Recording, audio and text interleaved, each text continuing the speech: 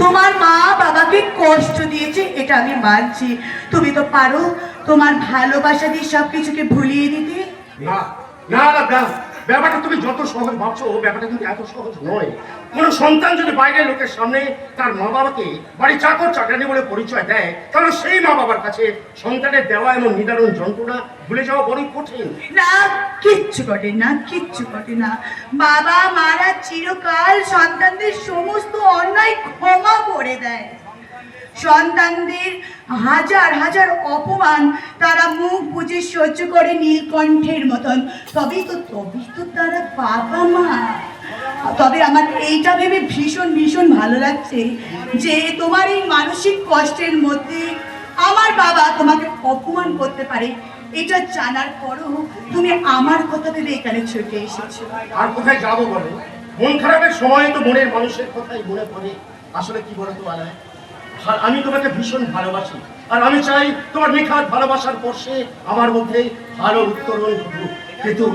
কিন্তু মাঝে মাঝে সামাজিকতার এই বাধাগুলো, দারিদ্রের এই প্রতিবন্ধকতাগুলো আমার কাছে বড় দুর্বল করে দেয় আলা।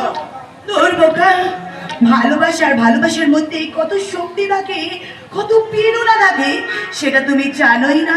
আসলে আসলে তুমি তো আমাকে ভালোই বাসো না। না না, আমি তোমাকে ভালোবাসি, ভীষণ ভীষণ ভালোবাসি। তাই তো প্রেমের ভিখারি আমি তোমার কাছে দুহাত তুলে দাঁড়িয়েছি। তুমি তোমার নিখাত ভালোবাসা দিয়ে আমার এই শূন্য পাত্র পূর্ণ করে দাও আলা।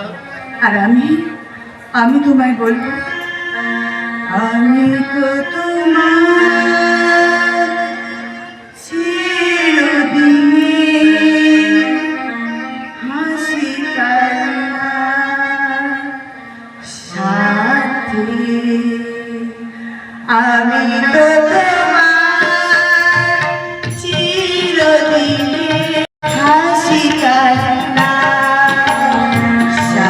সাথী।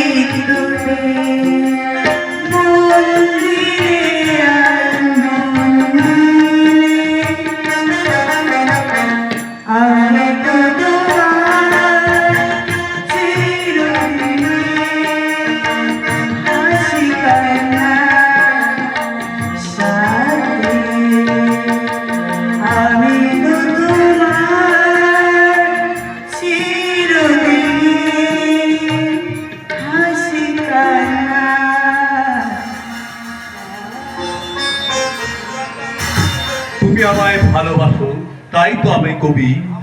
আমার এরূপ সে যে তোমার ভালোবাসার ছবি। আপন জেনে হাত বাড়ালো আকাশ বাতাস প্রভাত আলো, বিদায় বেলার সন্ধ্যা তারা কুবের অরুণ নবী। তুমি ভালোবাসো বলেই ভালোবাসে সবই। কি দাদা, তুমি এত তাড়াতাড়ি ফিরে এলে? আমার তাড়াতাড়ি ফিরে আসাটা কি তোমার কোনো শুভ কাজে বিঘ্ন ঘটিয়েছে নাকি? হ্যাঁ, সেটাও একটা রাজ্য বলতে হবে। আর তাড়াতাড়ি বাড়ি ফিরে না এলে এই ১৯ শতাব্দীর শারদ পোহাতে পবিত্র ভালোবাসার এমন নিঃসর্গিক দৃশ্য আমি যা দেখতে পেতাম না। কি ব্যাপার কমরেড সুকান্ত রায়, ভালো আছো তো? হ্যাঁ দাদা, আমি খুব ভালো আছি। আসলে আজ কিন্তু আমি আপনার কাছে এসেছি। কি আর বলতে, আমি তো বুঝতেই পেরেছি। বুঝলে সুকান্ত, ভালোবাসার মাঝে কিন্তু ভয়ের কোনো স্থান নেই। ওই যে হিন্দিতে একটা কথা আছে না, প্যার কিয়া তো বেশ বিশ্বাস নয় করলাম। বলো কি কারণে তোমার এখানে আগমন? আসলে কি অনির্বাণদা, বাড়িতে দাদা বৌদির লাঞ্ছনা গঞ্জনা, বাবা মায়ের চোখে জল, আমার যা সহ্য হচ্ছে না। তাই এবার আমাকে কিছু একটা করতে হবে, মানে সৎ পথে একটা রোজগার, মানে যদি কোনো একটা চাকরি। তুমি চাকরির জন্য এসছো আমার কাছে? আরে বাবা, কবিরা কি মানুষকে চাকরি দেয় নাকি? আর তাছাড়া তুমি তো পার্টি পলিটিক্স করো, কত নেতা মন্ত্রীর সাথেই তো তোমার যোগাযোগ আছে। তাদের বলে তারা আমায় চাকরি দিবে কেন বলুন কেন? তারা আমাকে যদি চাকরি দেয় তাহলে আমার মতো একজন হোল টাইমার তারা কোথায় পাবে? দাদা, ও আমার আচ্ছা, তুমি তো বিশ্বকবি। আচ্ছা তোমার তো অনেক অনেক জানাশোনা আছে। আচ্ছা, খবরের কাগজ নানা প্রকাশনীতে অনেক জানাশোনা আছে, তুমি না হয় চেষ্টা করে একটা ওই সুকান্তের জন্য। আজকাল আগের মতো কবিদের তার মান সম্মান নেই বুঝলি, তবু তোর মুখের দিকে তাকিয়ে আমাকে সুকান্তের জন্য কিছু একটা করতেই হবে। দাদা, ভয় নেই সুকান্ত, সব বিপত্তির অবসান ঘটিয়ে একদিন সাবনের সূর্যোদয় ঘটবেই।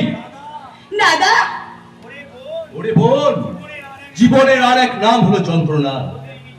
প্রতিদিন কিছু না কিছু দুঃখ মানুষের জীবনে আসে, তবু মানুষ হাসে, স্বপ্ন দেখে, বেঁচে থাকে। আসলে দুঃখ না থাকলে মানুষের জীবনে সুখের তো কোনো মূল্যই থাকে না। তাই যতই বাধা আসুক, সমস্ত বাধাকে কাটিয়ে হেসে খেলে সামনের দিকে এগিয়ে যাওয়ার নামই হলো জীবন। দাদা, জানো দাদা, মাঝে মাঝে আমার মনে হয় এই অনির্বাণদার মতো কিছু মানুষ আছে বলেই পৃথিবীটা আজও বেঁচে আছে। আজও মানুষ সৃষ্টির নেশায়, শিল্পের নেশায় সত্যের পূজা করে, সততার সেবা করে। আর তুমি তুমি যদি ঠিক এমনি করে চিরটাকাল আমার পাশে থাকো, তাহলে দেখবে জীবনের সমস্ত দুঃখগুলোকে আমি সুখ করে হাসি মুখে মেনে নেব। থাকবো থাকবো মশাই, আমি তোমার হ্যাঁ থাকবো, সত্যি বলছো? নিশ্চয়ই থাকবো। সুখ দুঃখে আনন্দে সব সময় আমি তোমার পাশে ছায়ার মতন থাকবো, যে ছায়াকে চাইলেও তুমি কোথাও সরিয়ে দিতে পারবে না। আমি তোকে দূরে থেকে সরিয়ে দেবো। বাবা, যে পা দুটো আমার বাড়িতে রেখেছো, সেই পা দুটো আপনি কেটে আমার হাতে ধরিয়ে দেবেন, তাই তো না? হ্যাঁ, পা কাটতে আমিও জানি। আর শুধু পা কেন, আমার ভালোবাসার পথে যে বাধা হয়ে দাঁড়ায় তার মাথাটাও আমি কেটে নিতে পারি। হ্যাঁ, আজ আমি বেকার বলে আপনার বাড়ি থেকে অপমানিত হয়ে ফিরে যাচ্ছি, আর যাওয়ার সময় বলে যাচ্ছি সামান্য কিছুদিনের জন্য আমার ভালোবাসাকে আমি আপনার কাছে সুরক্ষিত রেখে গেলাম। সুকান্ত, এবার এবার তুমি আসতে পারো। তোমার তোমার এই বিসর্জনের বাসটা আমার আর সহ্য হচ্ছে না। কাকা বাবু, বিসর্জনের বাসটা আপনার পছন্দ নাই হতে পারে, তাই বলে ঢাক শোনে ঢাকিতে বিসর্জন দেবেন সেটা তো আর হতে পারে না। আসবো কাকা বাবু, আবার আমি আসবো, আর সেদিন বেকার নয় সাকার হয়ে আপনার উপযুক্ত জামাই হয়েই আসবো। আর সেদিন আপনি কেন, স্বয়ং ভগবানও আমার ভালোবাসাকে আমার কাছ থেকে কেড়ে নিতে পারবেন। সুকান্ত, চলে সুকান্ত।